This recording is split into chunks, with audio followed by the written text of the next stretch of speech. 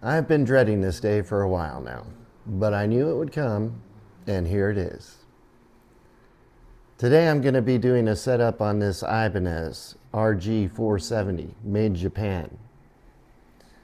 What am I dreading about it? Well, it has a Floyd Rose Bridge. Even though I used to own a guitar that had a Floyd Rose, I never did a setup on it before. So today's going to be my first time. How hard could it be? Well, we're going to find out. Stick around.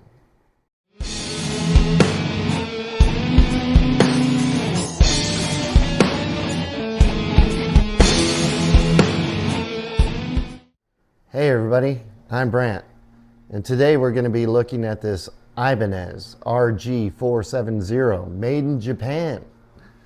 I believe this guitar is from 2001 based on the serial numbers. It's a very nice guitar, but I'm a little intimidated setting this up because of this thing right here. It's licensed Floyd Rose Bridge. It should be interesting. Anyway, let me give you some specs on this guitar and then we'll take a look and see what it sounds like. So this is a basswood body. We've got a maple neck with a rosewood fingerboard. It's a 25.5 scale inch length. It's got a low TRS trem. This licensed Floyd Rose trem for the pickups. V7, V8 humbucker, and an S1 single coil in the middle position. We've also got Goto tuners on the back. This is very nice. This is, I believe, a reactor blue color, and the hardware is in Cosmo black. Aside from that, bolt-on neck, 5-way switch, 1 volume, 1 tone. Looks pretty good. It's in really nice shape considering the age of the guitar. It's really, the finish on that is really nice. Really nice. A few little dings here and there. Not much though. Honestly, this guitar has been kept in pretty good condition. A customer brought this to me, said that he'd been playing this for a while. He bought it used. And then he went to do a string change and he couldn't get the E string to tune properly, or it was buzzing maybe a little bit. I've been having a hard time tuning this up. I've pretty much got all the fine tuners here all the way locked where I can't tune the guitar anymore the way it needs to be tuned. So everything's a little flat on this guitar. One thing I thought about doing was loosening the nut and kind of tuning up here on the headstock a little bit. Loosening this up and locking it back down to see if we can get it in tune, and I might do that before I take off the strings. I'm not sure if I want to, or if I just want to go ahead and take them off and set it up. But we'll see. We'll see how it goes. So basically all I need to do on this is a string change, clean it up, and then tune and intonate it. I shouldn't have to do any fret leveling necessarily. I haven't seen any dead frets on here. The fret ends are actually really nice. No pokey bits at all. Can hardly feel them. They're not rounded or anything. I don't know what kind of frets they are. I'm going to guess nickel, but they might be stainless steel. I'm not sure. And yeah, guitar's in, like I said, really nice shape. So let's plug it in and see what it sounds like. I've just got it on a clean channel right now. And again, I'll preface this by saying I know it's out of tune. I can't tune it the way it needs to be tuned. So this is in the neck position.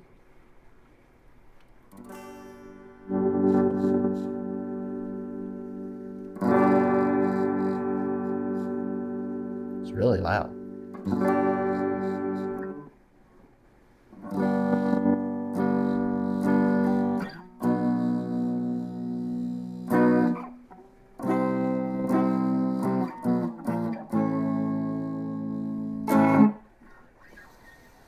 Not bad.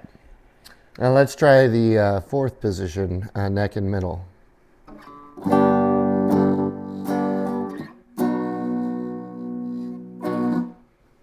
Middle position.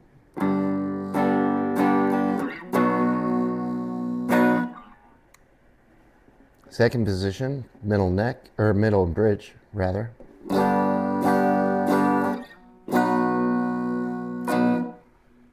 And bridge.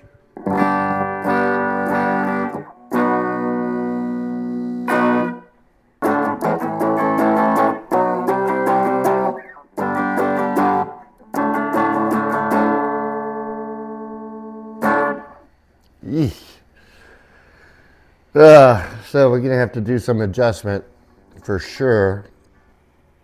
So this is going to be an interesting experiment. I've been watching a lot of videos. I've been watching a lot of J-Man and some other guys on setting up a Floyd Rose. Thanks, J-Man, for all your videos. You have been preparing me for this moment. I appreciate it.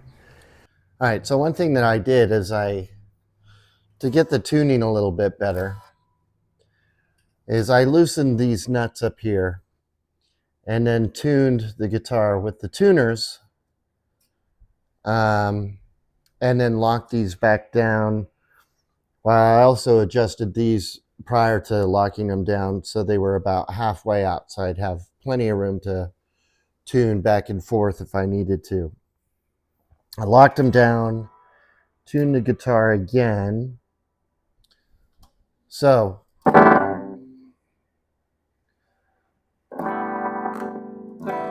see what kind of joyful noise this thing can make, right, Ted?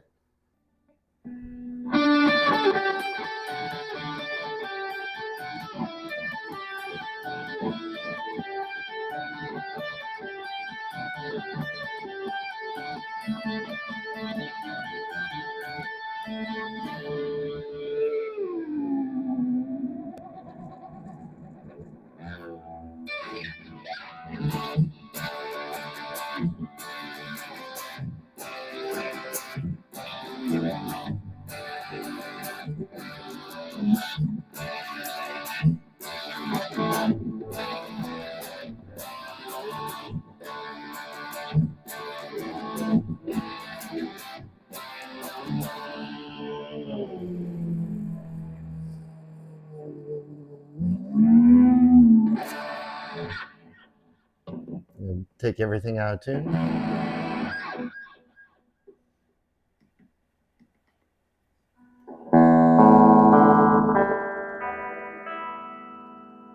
Maybe.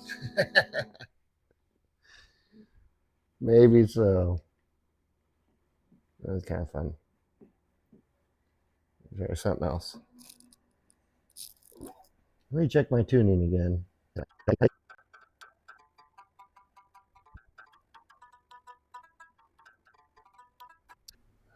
So doing the trem bar seems to really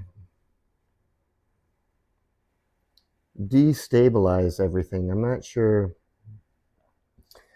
I was under the impression these Floyd Rose are supposed to be a little bit more stable when using trem bar. That's the whole purpose of them, right? But it seems like every time I use this, everything goes out of whack, and I'm not sure why that is.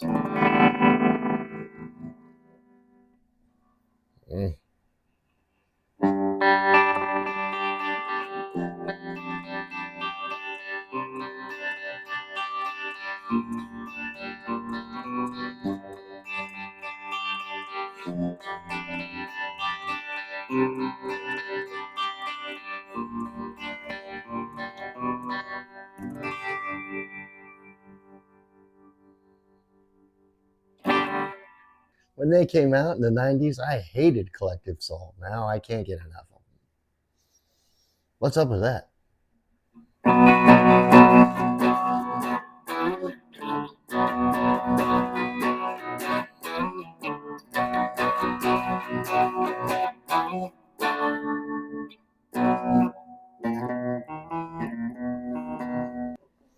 That's enough of that.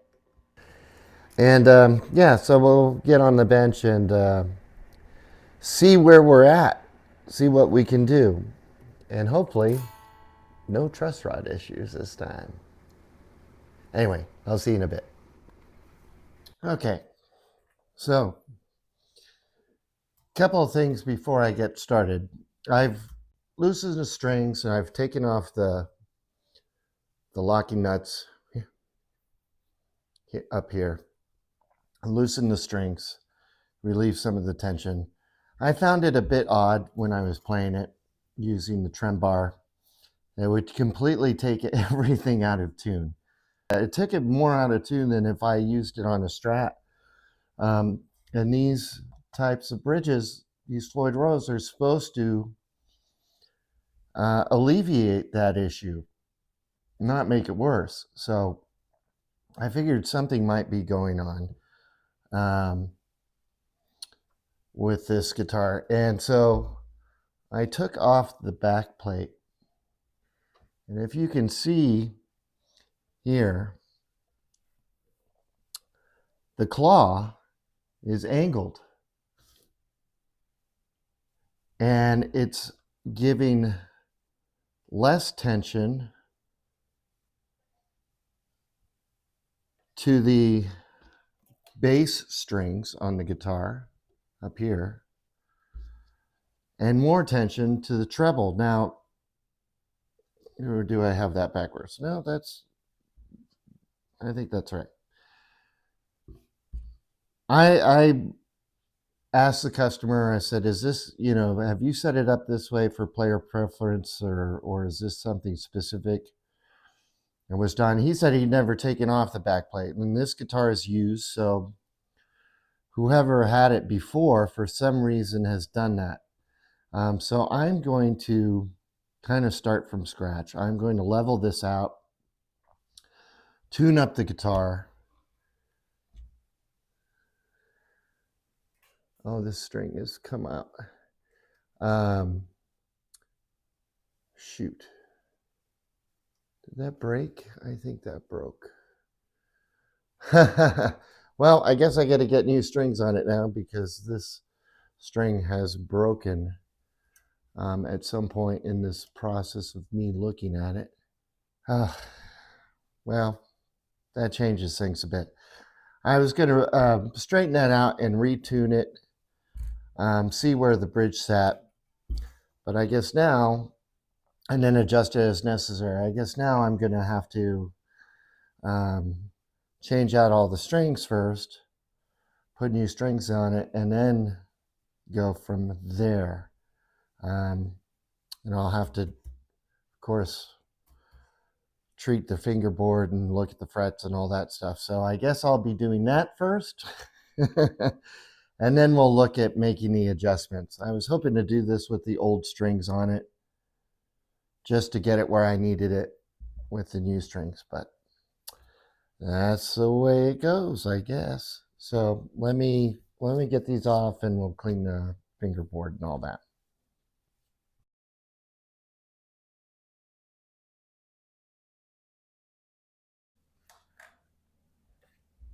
So I checked the neck level. That seems pretty good with the strings off. I did look at the truss rod. And once again, it's not a tool that I have to adjust it. This one doesn't have anything you put into it. It's like almost like it needs a socket to fit on the end of it to turn it, or a little wrench or something.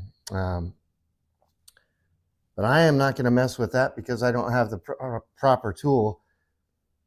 And we'll see how the neck level is after I get the strings on and everything adjusted.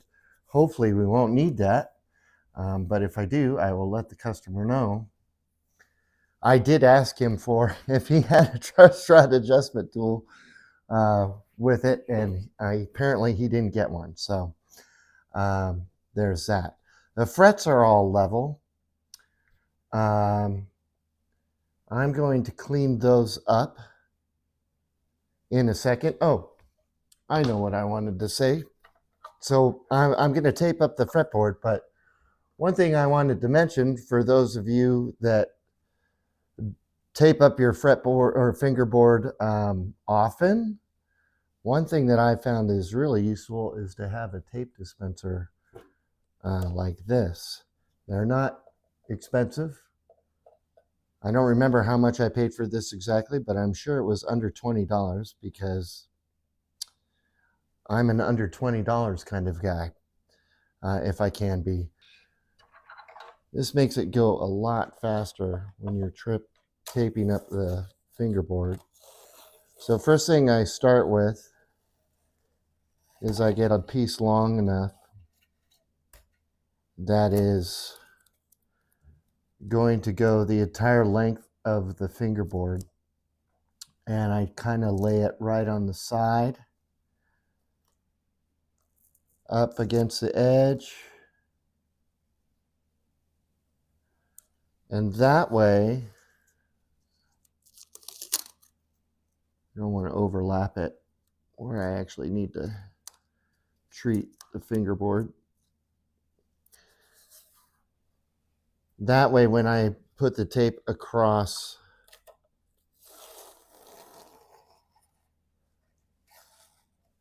the fingerboard itself, when I go to take it off, it's a lot easier. Instead of removing every individual fret, you could just peel this up and pull it off all at once.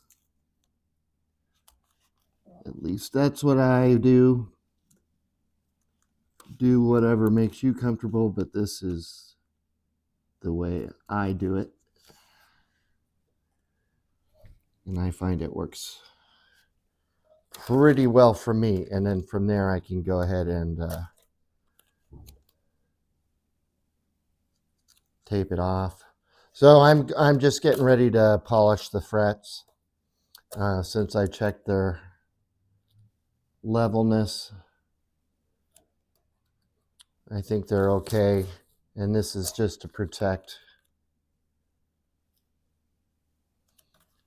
the fingerboard. But this goes a lot faster with one of these tape dispensers. I mean, I'm sure people do it faster than me, but I like taking my time where I can. I'm trying to do a good job. That might be too wide for there. Yeah, it's too wide. So on to the next level. Thickness. You don't need to watch me do all this. I just kind of wanted to share this little tip, especially if you do this kind of thing a lot. It's a lot easier than pulling the tape off by hand, that's for sure. Anyway, get back to fast forward motion.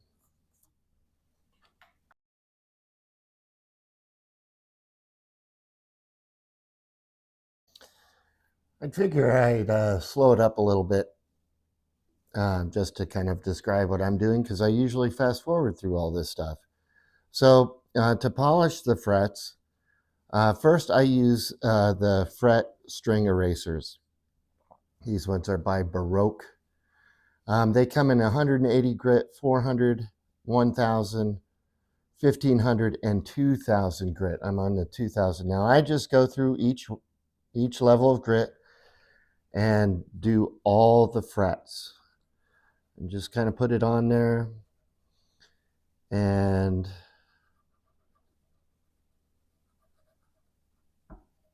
especially if I feel any scratchiness, I might focus on that area, but if it feels pretty smooth, then I go ahead and move on to the next one.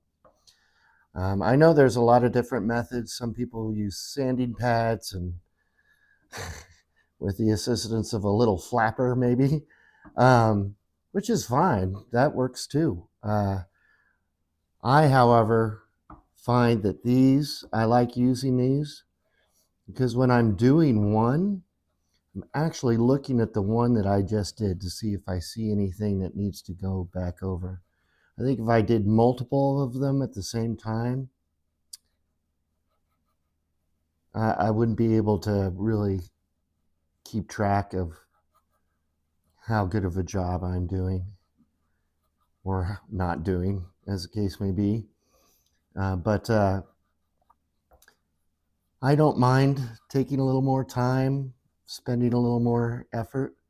I don't have 20 guitars waiting for me to get to or anything. So doing it this way works for me. As a good friend of mine says, you do you.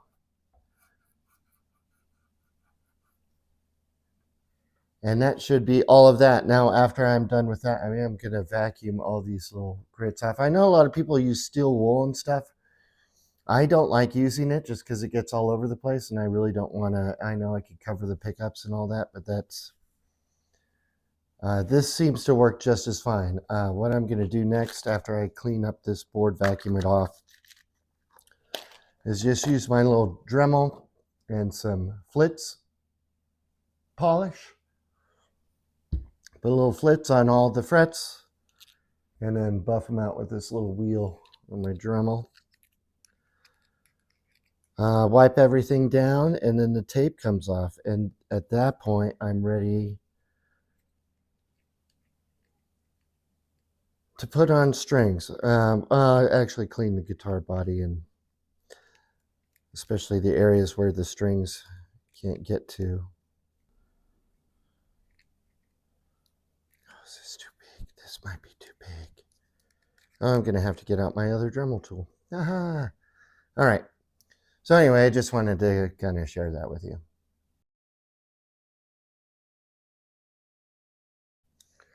All right. Since I'm slowing my roll a little bit, gosh, I'm talking like Ted. What's going on? I watch too much Ted. Well, when you put out a video every day, man. So yeah, I'm slowing down a little bit, just in case it helps anybody, give them an idea of what to do. So I'm gonna take this tape off now, polished everything. I'm gonna get ready to treat the fingerboard. But for the most part, you can see this comes up all at once.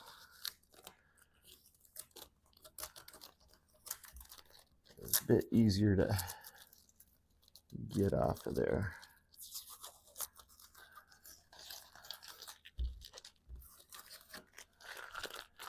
Just like that.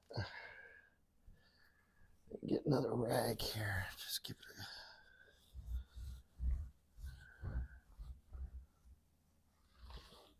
a wipe down. Those frets look really nice. All right, so next what I'm going to do is I'm going to put some F1 oil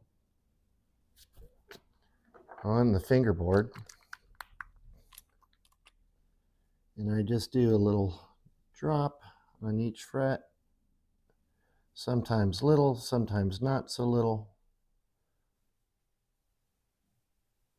Just depends on how hard I'm squeezing it. And then what I like to do, and again, this is just what I do. If you do it differently, feel free to share.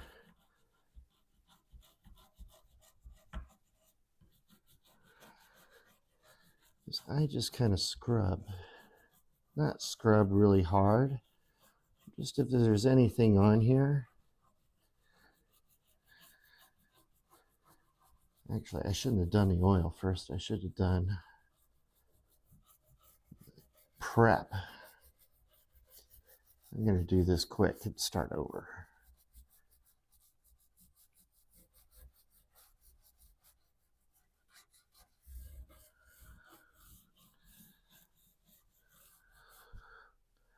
Let's wipe that off. Or at least not let it soak in too much. I have so many products now, I forget what I have. So,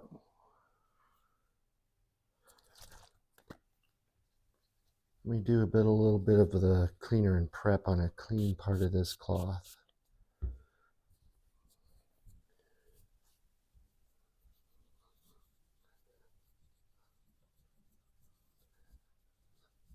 Should have done this first. I don't know why I didn't, but I didn't. All right. That's okay. I think this fretboard probably needs a little bit of oil. More than one go. Now I'm just trying to, if there's any gunk on here, just trying to loosen it up. All right, let's do that again. I put it away, didn't I? That's what happens when you're...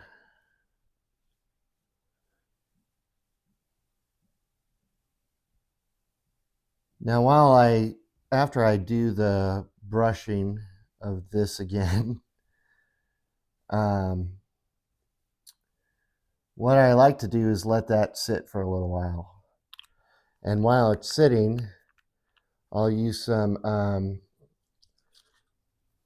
cleaner and polish, this Formula 65. Oh, and this is F1 oil that I use.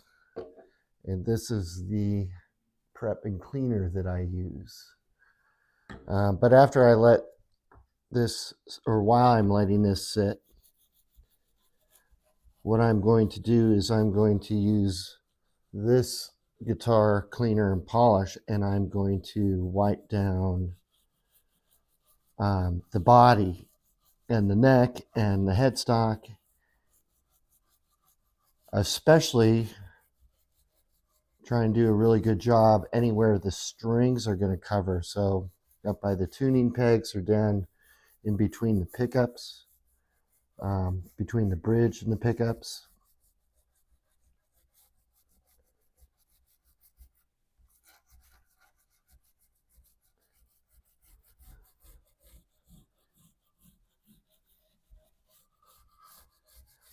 And I got this kit with this F1 oil that comes with this brush, the oil,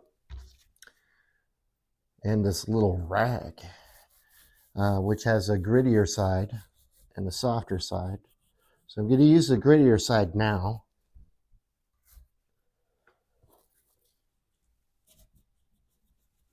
Just kind of rub it. I try to rub with the grain, not against it. It's a little harder to do on the lower frets that are skinnier. So I'm not super detailed like that. But where I can, I try to rub it with the grain.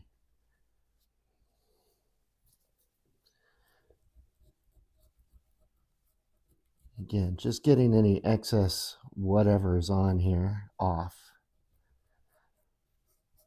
And once I've let this sit for a little bit, yeah, see, it's a little tough to get in there with the grain. Once I let this sit for a little bit on the fingerboard and polish the body and everything, once I finish cleaning the body of the guitar, I'll come back and I'll put on some lemon oil. One, just to help,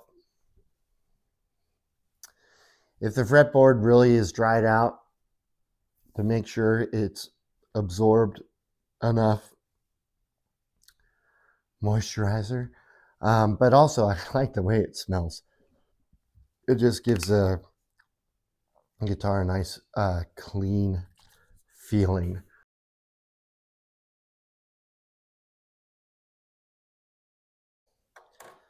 Okay, so I'm just letting that sit for a little bit.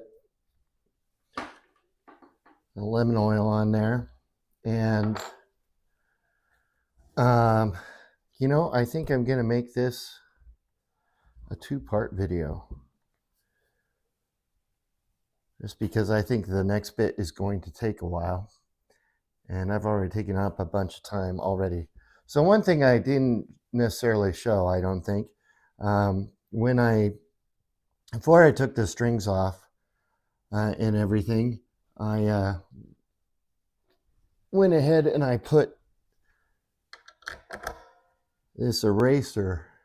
I don't know if you can see that or not.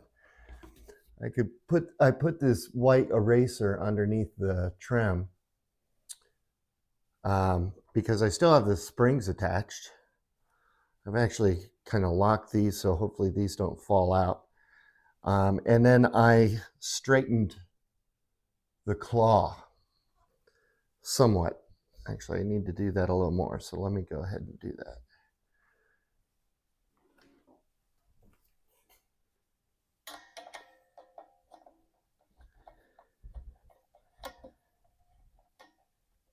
And then in straightening the claw, the other thing I'm kind of checking, does that look straight now? It certainly looks a lot better than it did before. So one thing that I am kind of checking is to see the level of the bridge, where it is in relation to the body. Let me turn it this way. Maybe you can see it better. So right now it's laying pretty flat. I don't know if you can see that. I can't see the camera very well, so I don't know if that's showing up or not. But it's pretty flat in line with the body, parallel to the body, essentially, is what I'm going for. And once this dries, I will go ahead and put strings on, tune, and then I'll remove that eraser and see where we're at. Now, based on if the trim is no longer parallel, if it's tilted up, perhaps, or maybe even back down, I will tighten or loosen the springs as necessary until that's flat. And again, tune, recheck everything, and make sure that, you know, we might have to go back and forth on that for a couple of times. I've set the fine tuners here at the end, kind of in the middle, kind of halfway between if I need to tune up or down. I have a lot more direction to go in, depending on what the situation is. So I think I will finish that part up in another video, because this one I think is getting a little long. I did just want to share a little bit more detailed view of my process, I guess, in case that helps anybody. Again, this is just the way that I do it. I'm not saying you have to do it this way. It's just what I do. Actually, I'm going to go ahead and wipe off any excess here. But the guitar is polished. The frets came out really nice. A lot better than when I got it. That's for sure. And again, I'm using the soft side of the cloth this time. Just giving you a final wipe down, scrub. Now they've got, I think, plenty of oil on there.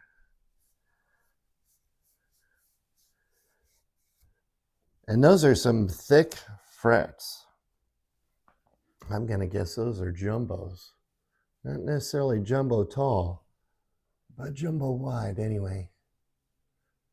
Fingerboard looks a lot nicer. And I think you can, I don't know if I can't really see the light, how it's coming up on those frets.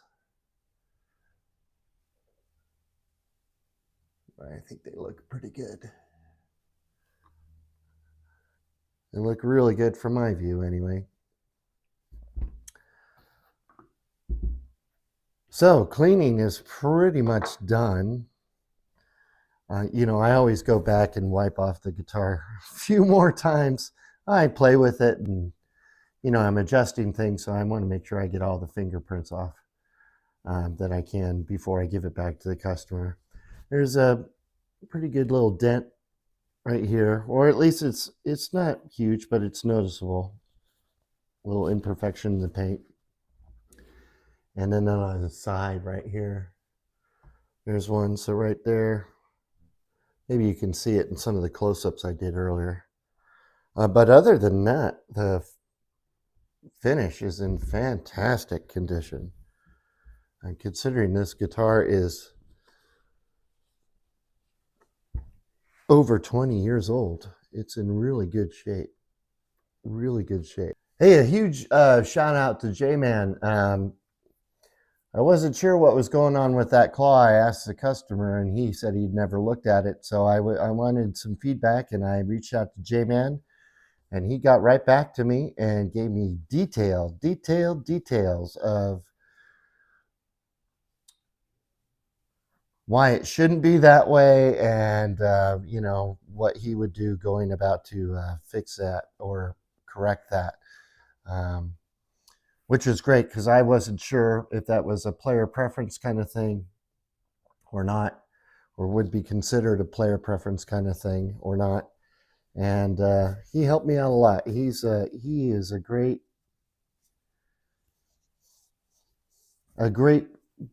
assistance in these kind of matters, and I really appreciate him taking the time to chat with me about that. So thank you, J-Man. I hope you're having a fantastic weekend, brother.